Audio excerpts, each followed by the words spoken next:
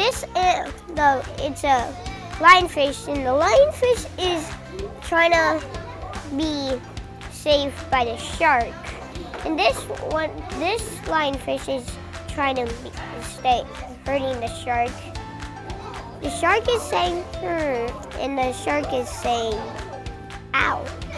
The lionfish's defense is it has two defenses. It can be camouflaged, and it has poisonous spikes.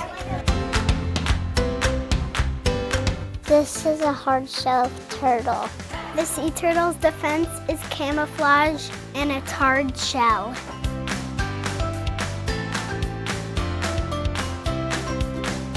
Our animal is a crab, and it has a shell, a crab shell. The crab's defense is its shell, so it does not get broken into small morsels, so it doesn't get eaten.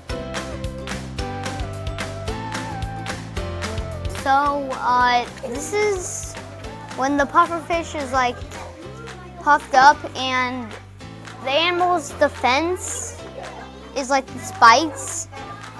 It's where like a person or animal has something to protect itself from other prey.